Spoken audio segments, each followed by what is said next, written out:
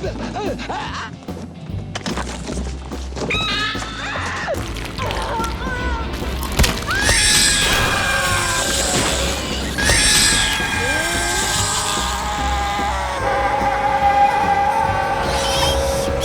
was watching Alien vs. Predator the other day, and it got me thinking.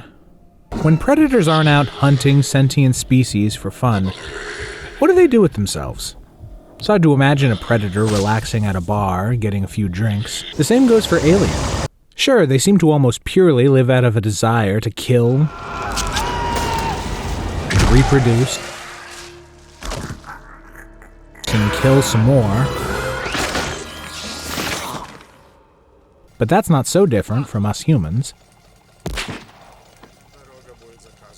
Maybe, I thought to myself, maybe we have more in common than you might think. What would it be like to date an alien or a predator? And who would be the better boyfriend? First, some background. In 1989, some folks over at a new comic book publisher named Dark Horse Comics had the idea to license two 20th Century Fox film properties to do a comic book crossover. The result was the first time an alien and a predator would meet, but it wouldn't be the last. In the early aughts, Ridley Scott and James Cameron, directors of Alien and Aliens respectively, were in early talks to create a new film that would harken back to the grandeur and, frankly, respectability of the original film. You see, the 90s were unkind to the franchise, and the twin critical and financial duds that were Alien 3 and Alien Resurrection tarnished the franchise considerably. But clearly, someone at Fox decided they would go a new direction with the franchise. With the popularity of the Alien vs. Predator concept in the comics, and despite two world-class filmmakers offering to make a new Alien film, they instead decided to pursue the Alien vs. Predator film, with Paul W.S. Anderson at the helm, a hot new director coming off Event Horizon and Resident Evil. And the result? You know, the AVP movies aren't too bad, at least not the first one, and they're sort of a geeky wet dream. There's something special, if inauthentic, about crossovers. They're essentially just fan fiction, but fan fiction with a really big budget. Back to the question at hand. Who would be a better boyfriend? I'm sure you've wondered the same. So much time is spent fighting and killing in these movies, but I'm a romantic at heart. So in honor of Valentine's Day, I aim to answer this most pressing of questions. So if you are ever in a love triangle with two homicidal space aliens, you'll be able to make an informed choice. Before we begin, I'd like to address a very important issue. Some of you may think that aliens and predators are too ugly to love, that no man or woman would ever truly have interest in something so far removed from human. But for evidence that intergalactic love is far from unpopular, look no further than Mass Effect's Garrus Vakarian, the wildly popular Turian sniper. Is it his charm? Is it his skill? Is it his sharp, lipless, beady-eyed face that drives them all wild? Whatever the reason, the proof of the viability of interspecies attraction is in his pudding. So let's introduce our bachelors, shall we? First, I'd like you to meet Alien, aka the Xenomorph, an endoparasitoid with a multi-stage life cycle, acid blood, and a can-do attitude. Alien is 6'5" with a lanky build, a blank, emotionless shield for eyes, and a beautifully aerodynamic head. He likes swimming, practical jokes, and maneuvering around small spaces. He dislikes cats, disloyal people, and large open flames.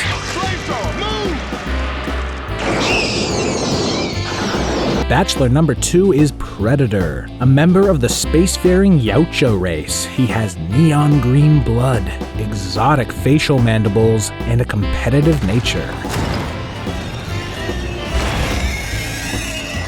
Predator stands at 7 feet tall with a muscular build. He has intense orange eyes and long, stylish head tails. He likes hunting, organizing his trophy collection, and spending time with his dogs. He dislikes housework, small talk, And he says, the lesser races. I don't know about that. I, and I assume most of those watching at home, are of the human race, and naturally tend to find human features more attractive, Garrus notwithstanding. You son of a bitch! So I imagine that most of you are initially leaning towards Predator, but I really must insist that you hold your judgment until the end of this video. Sure, the Predator is intelligent, ripped, and has a good sense of humor. But that's not everything in a good man, right? Let's dive a little deeper into our two bachelors, and allow me to sell you on each of their individual qualities. Why you should date Alien. Alien has a great smile. And he's a wonderful kisser, if a little overzealous sometimes. And with him, there's never a boring minute. He's known far and wide for his practical jokes. And with his natural resin, looks like some sort of secreted resin. You'll never have to go searching for superglue. Secreted from what? He wants a big family and a wonderful partner to build it with. He can be a little hard to get to know, but behind Alien's blank, emotionless visage is a depth of emotional intelligence. Alien has a reputation for being a mindless killing machine, but, I think he gets a bad rap. Sure, his ancestors were created as a biological weapon intended for planet-wide genocide, but is it really fair to judge someone based on their family history? Aliens are loyal, self-sacrificing people. Sounds like a good quality to me. Let me be frank. Alien has been known to kill people, it's true, but I'd argue most of the time it's justifiable homicide. Self-defense. In the first two Alien films, humans are coming to invade his planet and abducting members of his race. Bring back life form. Priority one.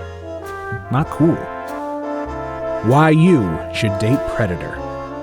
Predator is a dedicated country boy, always preferring the outdoors to the big city. He's a big-time, big game hunter, and he's got the trophies to prove it.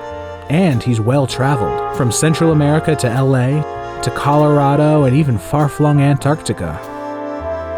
Not to mention outer space.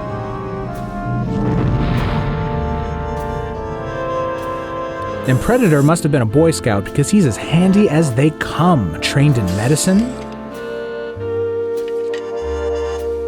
arts and crafts, tattoo, and he's even an amateur chiropractor.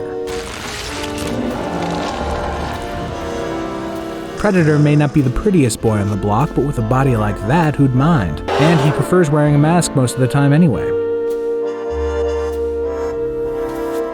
But he's not all body. Predator has quite the brain as well. When not hunting humans for sport, you can always find him in the garage, tuning up the old spaceship or messing around with his gadgets. And to top it all off, he is always the gentleman, almost never killing women.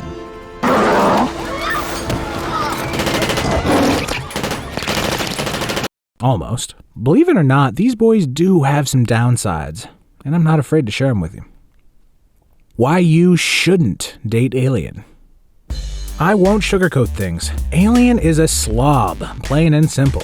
If you shared a home with him, you better get used to plenty of old skin lying around. And the drool. Oh boy, the drool. He doesn't stop drooling.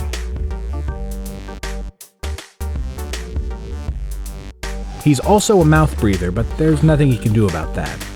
He doesn't have a nose. He's grumpy in the morning. He's a backseat driver.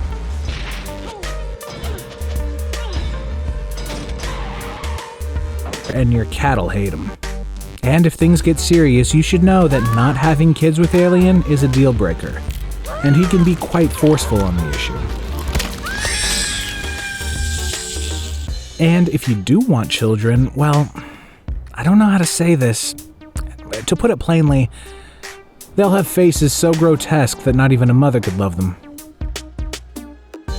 Speaking of mothers, Alien's is quite overbearing. She'll insist you call her queen and will never think you're good enough for her son. My advice, stand up to her, or she'll never respect you. Get away from her, you bitch! why you shouldn't date Predator. The Predator might seem like the total package, but he's got some issues. Predator engages in often solitary pursuits. He'll want plenty of alone time to shine his skull collection or calibrate his weapons. And when he isn't spending time alone in his man cave, he'll be out with the boys.